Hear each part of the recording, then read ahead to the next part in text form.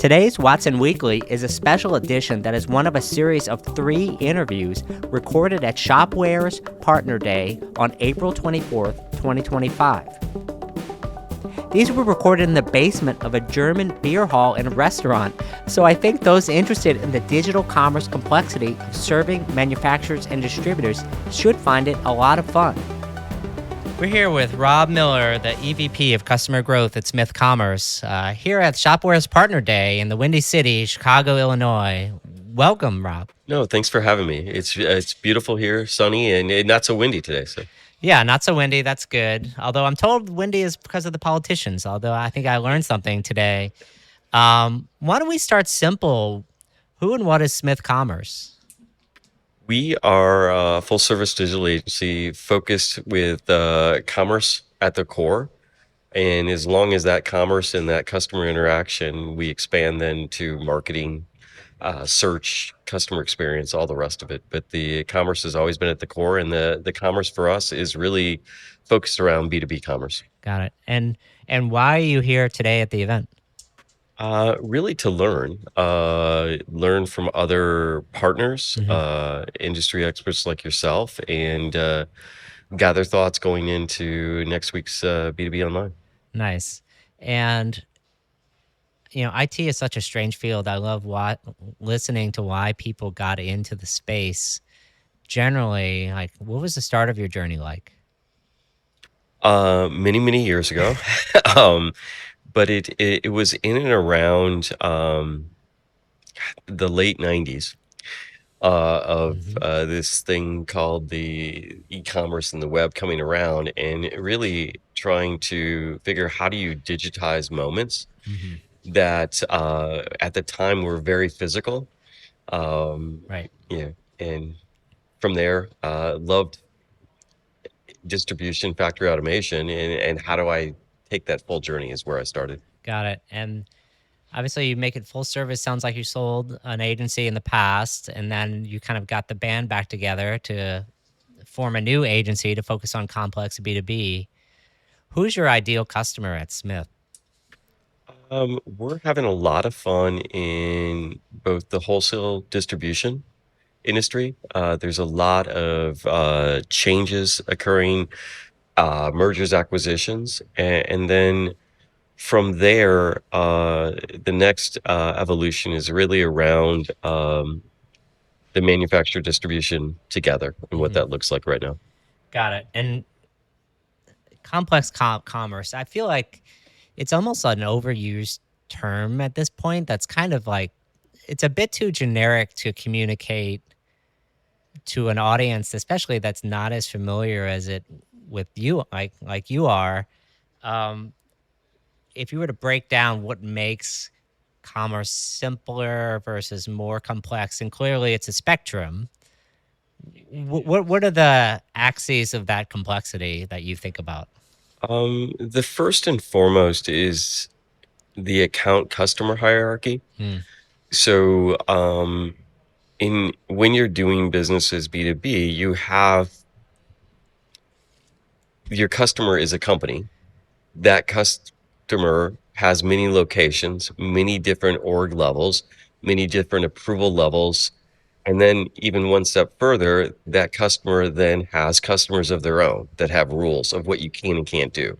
So that setup of the customer first and foremost in that account hierarchy is very, very important. Right. And then from there, it's really 2 more axes. One is around the product and pricing. So what can be sold to whom at what price? Right. And then That's its own journey depending on how complex the category is. and it's a category, and you have geopolitical things that can and can't be done, and Right. then you go down a ship. 2 things can't be shipped together, or Right. this is cold. That's so it's a challenge in that sense. And then finally, I think it's just where we're at now. It's an evolution, but we're finally at that point of the customer, and if it's wholesale distribution, have interoperability themselves with systems, because clouds are finally you and I were talking about this a little earlier, Right. working together. Yeah. Yeah. It seems like the tools had gotten a lot better. And I wanted to focus on the CRM aspect because it seems to me like CRM has become a piece of software, but people forgot what CRM originally meant, which is customer relationship management.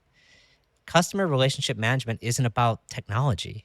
No, has nothing to do with technology. It's about you having the right information Mm. on both sides, you and the customer, Hmm. to be able to conduct business, communicate together, work together, collaborate together. So to me, it's more of a collaboration tool. And if you can do it naturally and you can inform each other at the right moments in time, that collaboration works better. Yeah. So it's there, but people tried making it more than it was. Right. And at some point, look, consumers are buying, I would say largely in categories that aren't too expensive. They're buying on their own for themselves or they're buying as a gift for someone else, right? But then B2B, you're buying either the raw materials for their own business or it's more of like an indirect procurement type of situation where they're buying things that their business needs, but they're not putting it into their primary product. How do you see, like, what are some of the more complex scenarios you've been involved with in your career? I mean, if I was thinking back, and it's a scientific instrument, but if you think about this, from both a selling and attribution level, it starts all the way back at the universities Mm. because you're trying to get the students and the professors to think differently, whether that's engineering or whatever they're in, so that when they go on to their next company, they have a better understanding. But then that buying process is still at that engineer level, has to be able to prove how you're going to use whatever the tool component is. And then from there, it usually goes into a subsystem to a system. And eventually procurement gets involved, Right. but that attribution is all along the way. And from a marketing sales point of view or the CRM point of view, Right. you really want to understand what's influencing. Right. You kind of missed the whole original. But the original is important Right. because it wouldn't have happened at the end without that. It kind of goes back to sort of Apple. Like, why did Apple go after the student market? And then the reason is because when they get out and want to work for a job, they're going to buy Apple devices. Yeah. I mean, I am going to date myself, but I remember the first Next computer Uh-huh. that Steve Right. Jobs built when he separated, but it was in the computer lab. All of us went to play with that computer. Right. He did it on purpose. He gifted those to every computer lab at the time that I know of. People played with it. And then when he came back to Apple, we went straight to him. Yeah. No, I mean, I think it's interesting. As you think about the technologies, like what technologies are most exciting to you right now that customers don't yet realize can help them? So I'm at a point, everybody's going to say AI. And my view is AI for orchestration. Mm. So you and I can use AI to be more efficient, Hmm. and the companies can use it to make it more efficient. But if I can have AI start to easily connect systems, Hmm. easily troubleshoot on multiple systems, multiple clouds, and we're there. You know, we're probably 2 years away from you and I really being able to collaborate, and not, it doesn't matter which systems we're on. And that Yeah. to me is really, it's going to be magical because there's so much money spent Right. today in integration that could be spent on advancing products or advancing other things. And so to me, that's my excitement. Yeah. I mean, how do you define? I mean, for the audience that might not as be familiar as you, how would you define orchestration when you're talking about multiple systems? Like, what is the primary value that's being delivered? So let's take for the audience, if we have a CRM, to your point, a marketing automation tool, and e-commerce tool. Mm-hmm. Today, whatever system you're on, you're paying SIs like myself to connect those, make sure that the records are properly being passed back and forth for the attribution and everything else. And you're paying people to monitor, are they working? Mm-hmm. And if they're not working, what's the fail safe? How do you get to that? Mm-hmm. So there's not going to be a magic button and it just works. But We're if all you, waiting for one. If anyone yes, has one out there. yeah, there's a lot of money in that. But if you can really trim the cost there, speed up that process, and not worry about which products you picked for a 10-year path, you worry about, hey, I'm picking the best product at that moment. And if something else comes out 2 years later, 3 years later, I can evolve versus all of us had a 10-year ROI on commerce systems and marketing automation systems and CRM systems or even further. And to me, that's some of the excitement too, because Yeah. I can switch and I can evolve. Yeah. No, I mean, I think that's fascinating. I wanted to go back to something you said before, and one of the reasons that makes complex commerce complex is customer account hierarchy. I think it's like, let's be honest, it's kind of a geeky topic for a simple idea. Like, how do you represent the customer's business and their business relationships and how they're structured and who can do what to who and where? Why is it so interesting to you? So I'll take it in the simplest form. If you do customer ride-alongs in B2B, Mm-hmm. and you're with the Like go sale, out yeah, on, get yeah, literally ride-alongs, and you're with the sales or a service rep or the counter person, and you watch the interaction of what is the customer holding in their hand to do research, what is the person using at their fingertips to have that conversation back and forth, and you start to figure out what are all the pieces right, and parts to put together. That to me is the excitement, because you're then allowing, as I said before, the collaboration to really start to happen at that moment in time. But if you're smarter, that collaboration can continue to happen after you separate. So all of us like healthy reminders. All of us like exploration of a new product, a new feature set, things of that nature. Now we know how that person likes to receive it, when they like to receive it, right. who they're sharing with, and all of that can start, that collaboration starts to spiral in a good way, and you allow commerce to occur easier, more Yeah. natural. And so I guess let's talk about a few different flows with regards to customer and accounts. One is how people pay for things and get them approved. And the second is how things get delivered. How does that intersect with your customer account question?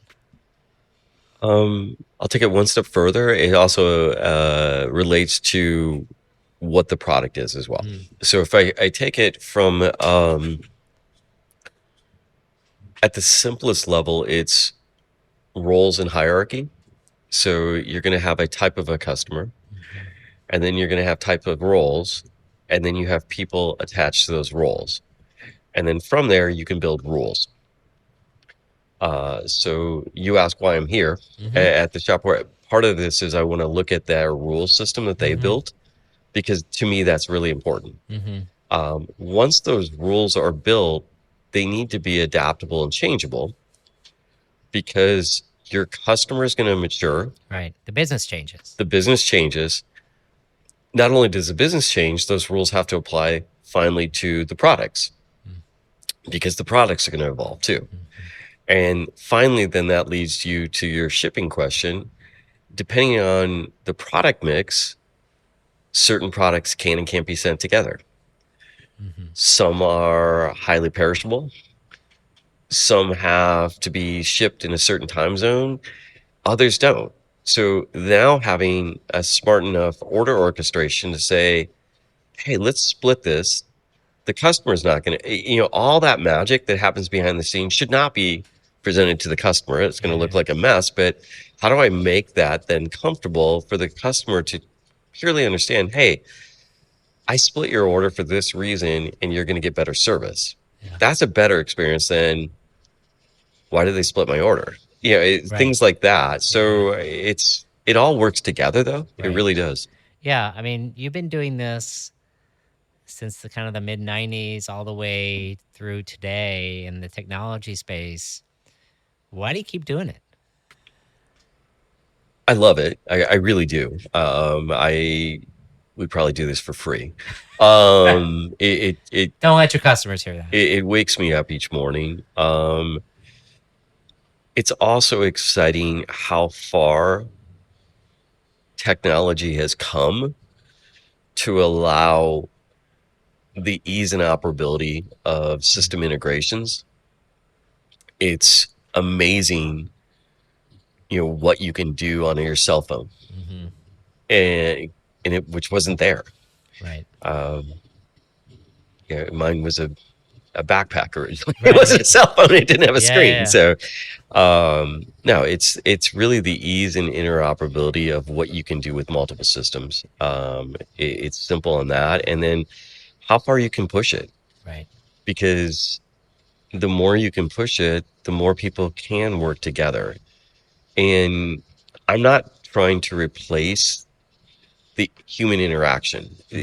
Everybody tries to do that with digitalization. No, I want collaboration where digital helps the interaction of people. Right. And that's to me the magic. And it can be as simple as user experience, but if you get that right with the technology, the multipliers are huge out there. Yeah, that makes sense. Any last words for the audience? Things that they should keep in mind on your journey? What is your favorite part of your day-to-day job? Is it these ride-alongs? I saw a little spark in your eye when you started talking about the ride-alongs. I think I'll end with two for the audience. Don't be afraid. Don't be afraid. Explore, see what's out there, and then the final piece is please take a look at what you're doing today, what you can change as a company from your point of view and the customer's point of view, and embrace change. Change is scary to all of us, but it's a lot simpler today than it was in the past. So embrace it. Okay. Well, I appreciate the time, Rob. I am looking forward, like you, to seeing all the presentations and interactions, and most importantly, the human relationships that we can develop today at the Shopware Partner Day. So thanks for taking the time. Thanks for having me. All right. I Have a great appreciate day. it, Rob. Thank you. Did you know that RMW Commerce has another podcast? Check out the Watson Weekend for an unfiltered and lively e-commerce chat each week with me, Rick Watson, my co-host Jess Liseski, and an array of interesting guests and topics, all focused on e-commerce.